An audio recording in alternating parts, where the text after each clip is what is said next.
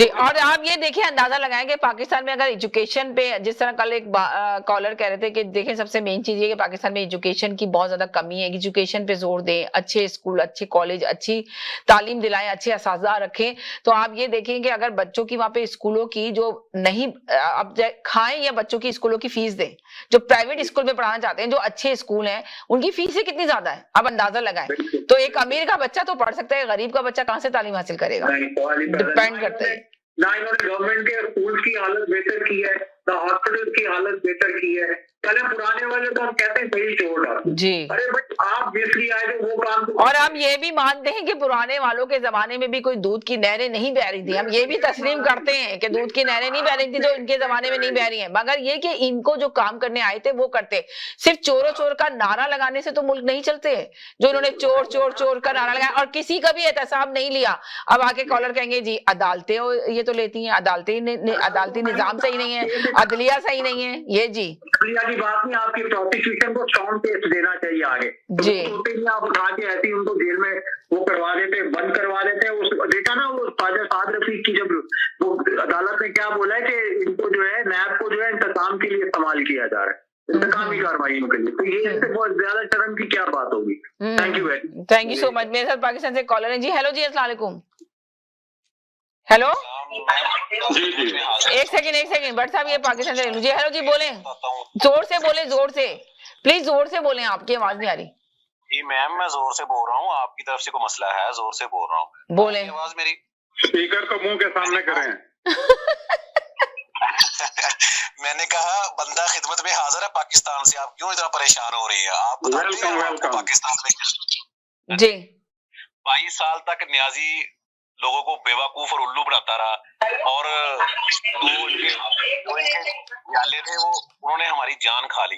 खान को एक दफा वजीर आजम बन जाने दो, पहले दिन ये करेगा, पहले हफ्ते ये करेगा, पहले महीने ये करेगा, पहले 3 माह में करप्शन का खात्मा कर देगा, चोरों को उल्टा लटका देगा, लूटे हुए पैसे बाहर से ले आएगा, गवर्नर हाउस और वजीर आजम हाउस को यूनिवर्सिटियां बनवा देगा, किसी चोर को डाकू को साथ नहीं मिलाएगा, 18 बंदों की काबीना रखेगा, प्रोटोकॉल नहीं लेगा, साइकिल पर दफ्तर जाएगा, पता नहीं उसने क्या क्या ख्वाब दिखाए, कर्जा नहीं लेगा, अपने आप को फांसी लगा लेगा, लेकिन वो यूथ की सारी उम्मीदों पर ना उसने पानी फेर दिया। 90 दिन, कभी 1 साल, कभी 2 साल, कभी 3 साल की बत्ती के पीछे लगाए रखा, और हमें कहता रहा, और उनके जो मानने वाले दीवाने मस्ताने हैं वो कहते रहे ओ भाईजान है, खान को भी और थोड़ा सा टाइम दो, और हम उन्हें कहते रहे भाई खुसरे के घर औलाद पैदा ना होने की उम्मीद ना रखो, खुसरे के घर औलाद नहीं पैदा होती, ये आपने बेवकूफी वाली उम्मीद रखी हुई इस बंदे से, जिसने सारी जिंदगी नौकरी या कारोबार नहीं किया, सिर्फ अपनी हीरोगिरी और स्टेटस की। मगर आप ये बात ना कहें कि उन्होंने कारोबार नहीं किया, कुछ नहीं किया, मगर ये क्या है ना, वो आए थे मगर उनके जो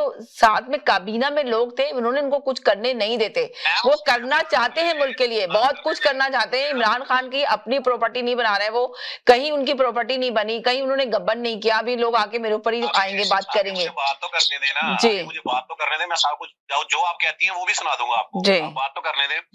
वो कहते हैं ना कि उसने, ये मान सकते हैं कारकर्दगी कुछ नहीं की उन्होंने। जी हाँ जी, वो मकसद बात करने का ये है कि मांग तांग कर दौलत इकट्ठी करता रहा, और मुल्क को ऐसी अंधेरी गली में धकेल देगा जहां से सही सलामत निकलना किसी के बस की बात नहीं रहेगी। ठीक है, और अभी भी तहरीक इंसाफ की जो नौजवान क़यादत है उसको अभी भी ये ख्वाहिश है कि जनाब इमरान खान कुछ ना कुछ करेगा।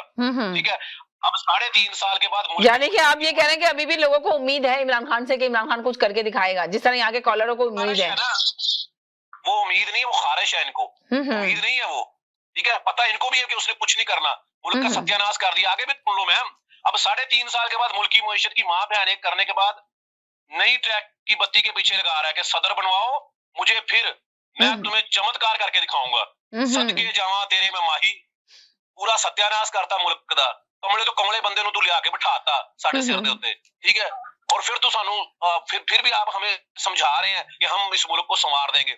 और बुजदार से अच्छा तो जो है ना, बुजदार से अच्छा तो वो पीपल्स पार्टी ने वहां पे जो है ना सिंध में वजीर आला अच्छा लगा दिया था। ठीक है, आपने तो अपने सिर्फ नीचे रखने के लिए पंजाब को ना, आपने नीचे रखने के लिए पंजाब का बेड़ा गर्क कर दिया आपने। कम से कम अगर आपको इतना शऊर होता कि हुकूमत तो मेरी रहनी है ना, वजीर आजम तो मैं नहीं रहना ना, कम से कम पंजाब एक इतना बड़ा सूबा है, वहां पर मैं किसी अच्छे आदमी को जो है वजीर आला बना दूं ताकि मेरी वाह वाह हो जाए। ठीक है, कम से कम उसको काम करने वाला आ जाए। वो आपने वो ऐसा वो है ना मोटे मुंह वाला, उसको तो बोलना भी नहीं आता।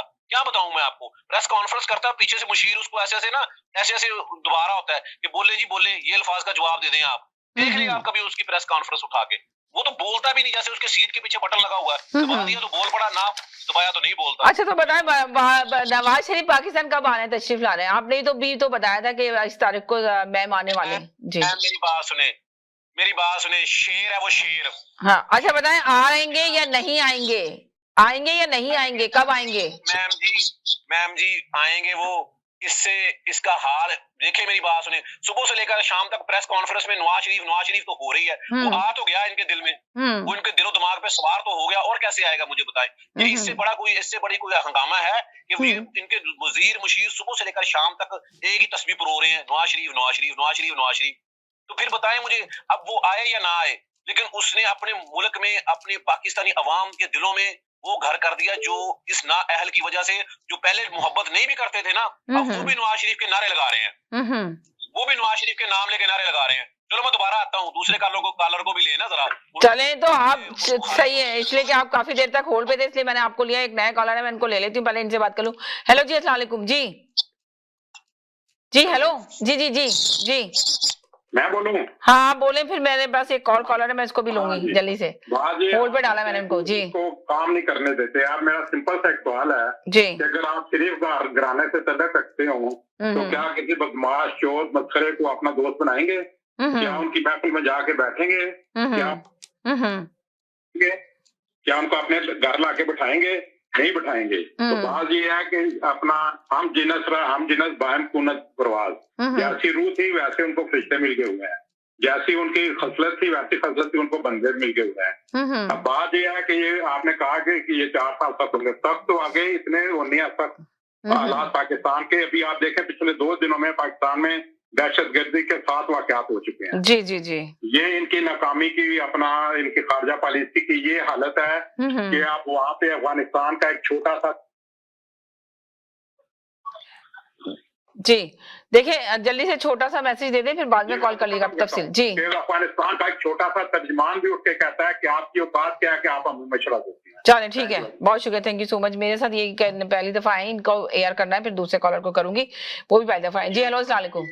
जी अस्सलाम वालेकुम। अच्छा, आप अगर थोड़ी देर रुक जाएं तो आपसे थोड़ा तफसील से बात करना चाह रही थी, तो एक कॉलर को एयर कर दूं, वो 2 छोटा सा मैसेज देके जाएंगे। बहुत शुक्रिया, थैंक यू।